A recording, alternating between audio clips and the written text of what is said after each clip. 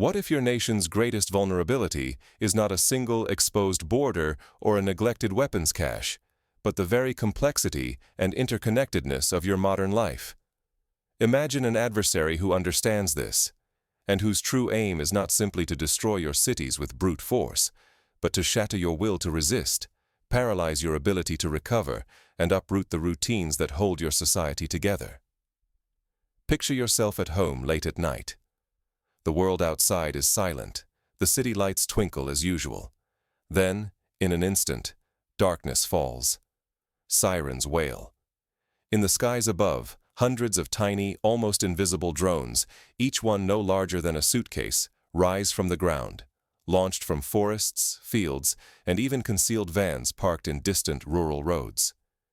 Each drone's path is mapped with precision, weaving through valleys and hugging treetops, programmed to avoid the usual radar traps and missile batteries. But these drones are not simply instruments of destruction. They are bait in a carefully orchestrated trap. Their first mission is to force defenders to reveal themselves. As the drones approach, anti-aircraft crews are forced to turn on their radars, exposing their positions. They fire expensive interceptor missiles, each one costing hundreds of thousands or even millions of dollars, at drones that may have cost only a few thousand to assemble. This is not a random attack. It is a calculated game of resource management. For every missile fired, the defender's stockpile shrinks. For every radar activated, the attacker learns more about where defenses are located and how quickly they can respond. Imagine a chess grandmaster, sacrificing pawns to lure out your queen and rooks, stretching your forces thin across the board. This tactic is not new. During World War II, the Allies used waves of bombers and decoys to overwhelm German air defenses, forcing them to spread their anti-aircraft guns and radar operators thin. But today's technology raises the stakes. Drones are cheaper, more numerous, and harder to detect. Missiles fly faster, farther, and with far more precision.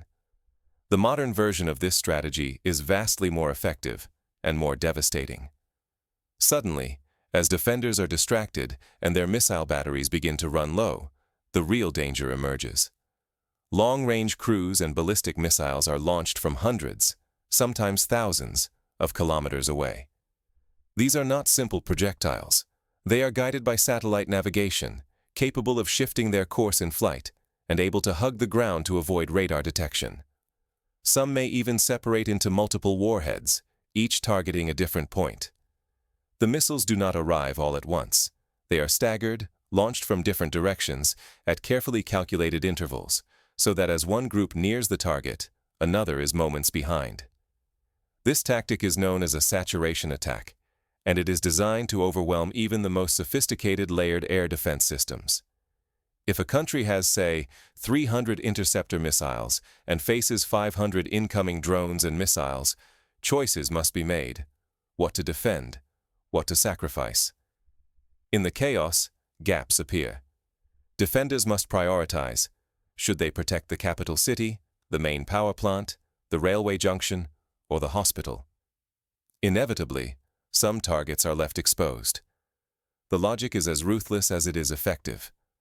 By luring defenders into firing on throwaway drones, attackers exhaust ammunition, reveal radar sites, and pinpoint hidden defensive assets. When the sophisticated missiles strike, defenders are stretched thin, their systems overloaded, and their critical resources running out. Consider the consequences if leaders fail to adapt quickly. It is not just a single city at risk. Entire national systems, electricity grids, communications backbones, emergency services, could be crippled within hours. The 2007 cyber attack on Estonia, for example, showed how a coordinated assault on digital infrastructure could paralyze banks, government offices, and communications for weeks, even without a single bomb dropping. Now, combine digital chaos with physical destruction, and the result is a society pushed to the brink. But how do these multi-layered assaults actually unfold in the real world? Why do even the best equipped, most technologically advanced militaries often find themselves outmaneuvered by this new breed of hybrid warfare? To answer these questions, let us examine a real-world case: Ukraine's massed aerial attack in late October. This event offers a window into the evolving playbook of modern conflict. This was not mindless midnight chaos. It was a chess match unfolding in the small hours. Each move calculated, every risk measured, the stakes nothing less than the resilience of a nation.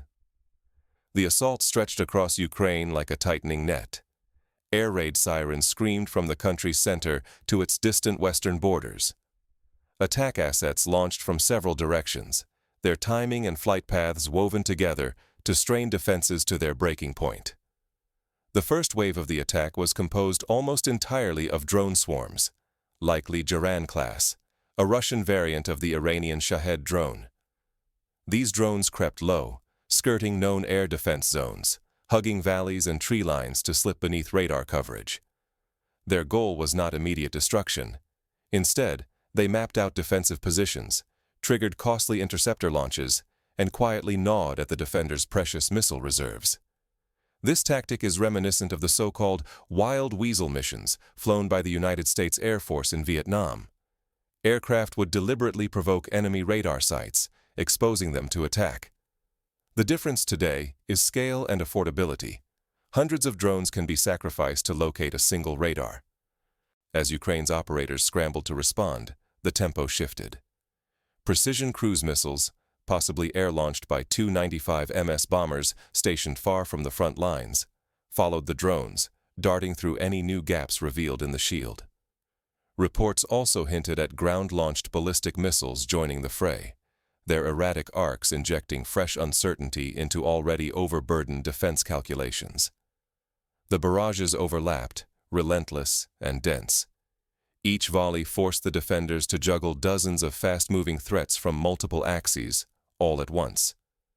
The system's true aim was not just to break through, but to wear down both human vigilance and automated response, pushing them ever closer to exhaustion. This is not mere speculation. It echoes the tactics used in the 1991 Gulf War, when Iraq launched Scud missiles at Israel and Saudi Arabia, hoping to draw out Patriot missile batteries and exhaust their limited supply. Misreading these attacks is a grave error. Overreaction burns through scarce interceptors, leaving the defense brittle for the next onslaught. Underestimating the threat risks catastrophic gaps and ruinous losses. Either path leads to a grinding war of attrition, draining resources, morale, and readiness with every passing hour. Yet beneath this technical fury, a deeper message is encoded in the selection of targets. The next phase is not only military, it is psychological. The assault threatens the fabric of daily life, aiming at the nerve center of society itself. The goal is not just to destroy, but to disrupt, to make people feel that nowhere is safe and that the state cannot protect them. Let us look at the choice of targets. Every explosion is chosen with precision, not just for immediate damage, but for maximum disruption to Ukraine's lifelines. The main axis of the aerial assault converged on Kyiv for a reason. This city is not simply a dot on the map, it is the beating heart of the nation. Here, political power, administration, and critical logistics converge, so chaos in the capital threatens the very nerve center of Ukraine. During the latest barrage, the Dniprovsky and Darnitsky districts were transformed into ground zero. These are not anonymous neighborhoods. They hold vital energy infrastructure, powering millions, and are crowded with residential towers, homes to families, children, and the elderly alike. One missile tore through a 24-story apartment block. In moments, the human cost became clear. Civilian casualties soared, safety dissolved, and the illusion of sanctuary for thousands evaporated overnight. No military rationale could justify such needless loss. But destruction is only one layer of intent. Each detonation reverberates beyond twisted steel and shattered glass, sending shockwaves of dread across the city and beyond. People far from the impact zones feel their world shrink, their routines upended by every siren, every headline, every power outage. This is psychological warfare, a deliberate attempt to undermine faith in the government and sow panic among the population. Industrial targets were struck methodically. These attacks are designed to cripple repair hubs and supply chains, slowing the military's recovery and grinding the machinery of defense to a halt. The goal is as much about paralysis as about ruin.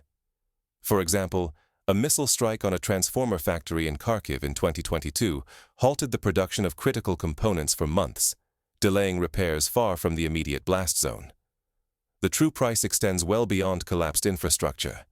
It weighs down morale, stains Ukraine's international standing, and tests the collective will to endure.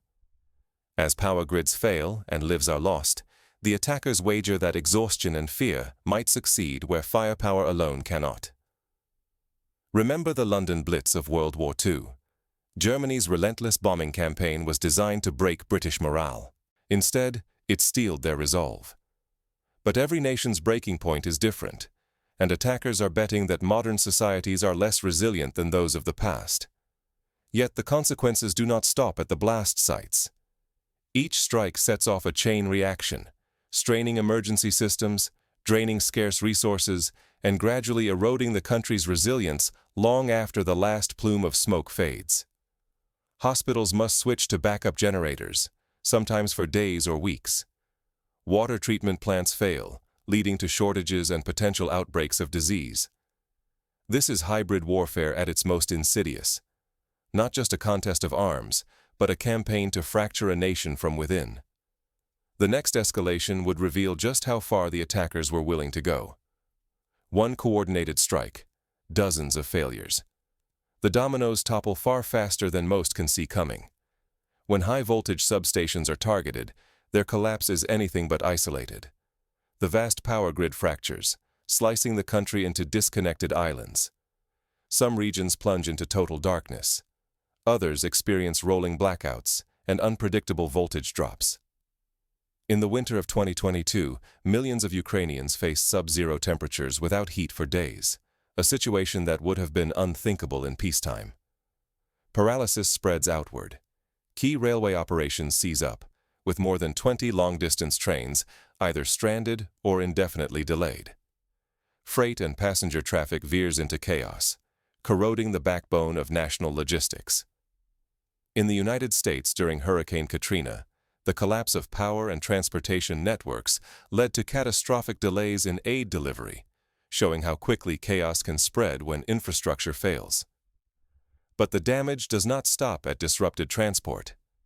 Massive power failures cascade into water supply systems, halting pumps and filtration. In major cities, entire districts are left with dry taps, while hospitals and emergency services scramble to keep backup generators alive. Urban communications flicker and die. Mobile networks collapse as backup batteries drain away, leaving millions unable to call for help or access life-saving information. This digital silence feeds panic, eroding public morale and crippling coordination efforts. Every shattered transformer launches a crisis counted not in days, but in months. Repairs are grueling and slow. Swapping out a single high-power unit can require anywhere from 6 to 18 months, while global shortages threaten to strand entire regions without replacements. After the 2012 blackout in India, affecting more than 600 million people, entire regions languished for days, waiting for critical equipment to be flown in from abroad. Physical destruction is only the surface. The deeper costs escalate even faster. For every dollar spent on physical repairs, far greater sums vanish through lost production, missed deliveries, and broken contracts. Businesses stumble into lawsuits. Government budgets are gutted, redirecting funds from schools and healthcare to desperate infrastructure triage. In Japan after the 2011 tsunami, the cost of repairing Fukushima's power plant was dwarfed by the indirect economic losses suffered by the region. The strategic calculus is brutal. If the tempo of strikes outpaces recovery, economic exhaustion and military decline become all but certain. Each new attack compounds disruption, pushing the system ever closer to collapse. Yet amid blackouts and fractured rails, one force endures: emergency services. Their tenacity under fire becomes the last shield for the population, and the defining test of national resilience. But even the bravest responders face limits. As strain deepens, the nation stands on a razor's edge, with every hour raising new questions about survival and adaptation. The threat is not static. Attackers adapt, learning from each strike, searching for new vulnerabilities. The defenders must do the same, or risk falling behind in a deadly race. So, what can be done? Survival now hinges on more than just anti-air missiles. It demands innovation across every layer of defense. The first hard lesson: simply linking a variety of air defense systems is not enough. Even the most advanced networks cannot promise total security. However many radars, interceptors, or sensors stand watch, a determined enemy can breach them with sheer numbers. Swarms of drones and missiles, launched from multiple directions at unpredictable intervals. Active defense must be paired with intelligent passive measures. By dispersing vital assets, power grids, command posts, ammunition stores, the damage from any single hit is limited. Hardened infrastructure, from substations to hospitals, raises the odds that critical services survive the barrage. In Israel, schools and hospitals are often built with reinforced concrete and separate power lines, ensuring basic services can continue during rocket attacks. Rapid repair teams, trained for chaos and ready to move, become the thin line between order and widespread panic. In 2014, during Russia's initial incursion in Crimea, Ukrainian repair crews sometimes restored power and water within hours, racing against the next barrage. Their speed often made the difference between temporary disruption and lasting crisis. Stockpiling is no longer just smart, it is essential. With supply lines under constant assault, deep reserves of transformers, medical supplies, and repair kits spell the difference between swift recovery and spiraling crisis. The skills to improvise, scavenge, or adapt in the field are as vital as cutting-edge weapons. In World War II, British cities relied on stockpiled sandbags, fire hoses, and even buckets of water to fight fires caused by bombing raids. International support now serves as a lifeline. Flows of advanced missiles, radar systems, and repair equipment are indispensable for ongoing survival. Diplomatic ties and robust alliances become force multipliers, ensuring a nation can endure and recover even as its own resources dwindle. The Berlin airlift of 1948 is a classic example. Faced with a Soviet blockade, Western allies flew in thousands of tons of food and supplies daily, keeping an entire city alive. Strategic adaptation is paramount.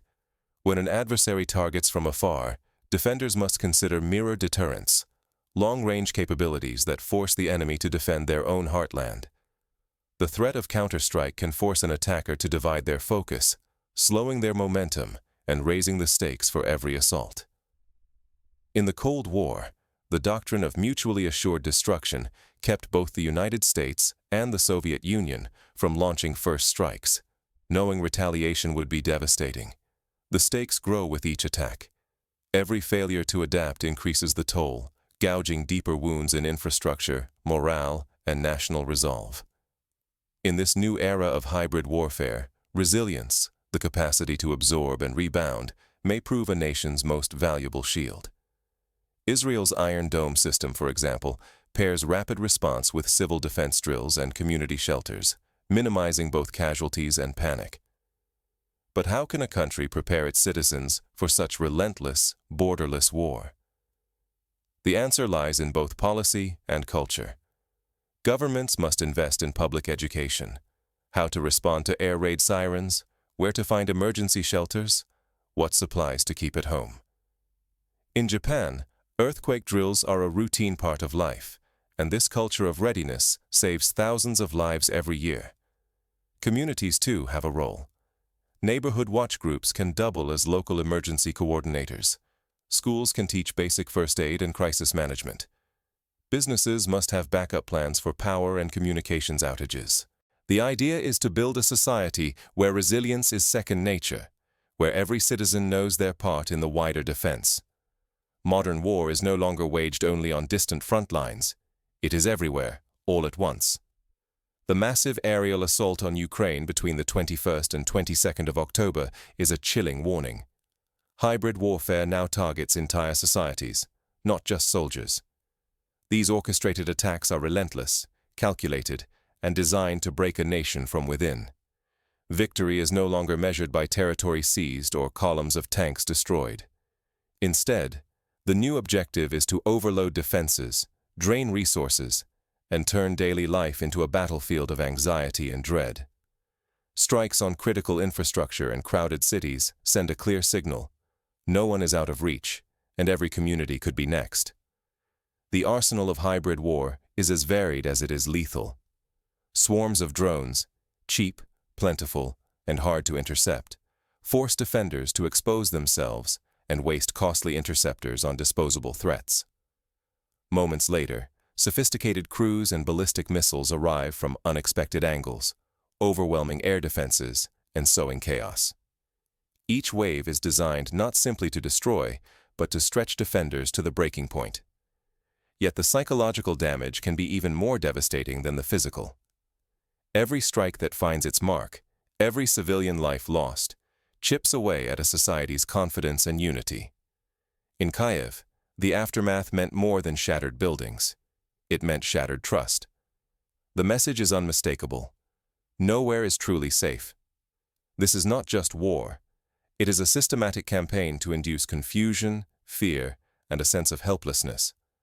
The economic burden is crushing. It is not just the staggering cost of rebuilding homes, hospitals, or power stations, but the daily expense of firing million-dollar missiles at thousand-dollar drones. Over weeks and months, this war of attrition threatens to bankrupt defenses and drain a nation's resolve. Meanwhile, the information war rages on.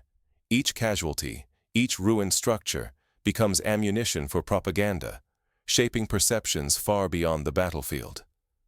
In the 2014 Gaza conflict, both sides used social media to sway international opinion, showing that the struggle for hearts and minds is now global.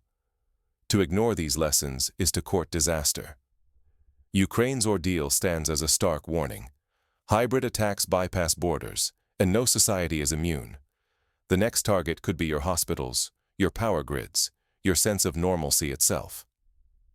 In 2015, a cyber attack on Ukraine's power grid plunged more than 200,000 people into darkness, executed without a single missile. Readiness is not just the duty of soldiers or politicians. It is everyone's business, from engineers and first responders to teachers, parents, and ordinary citizens. Learning how hybrid warfare works is the first step toward resilience, ensuring your community can weather the storm. We are witnessing a rewriting of the rules of conflict. The real question is not if these brutal tactics will spread, but when, and whether your nation will be prepared.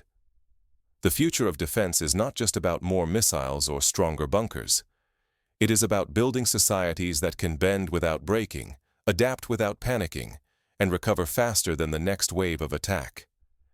History shows that those who endure do so not because they are the strongest, but because they are the most adaptable.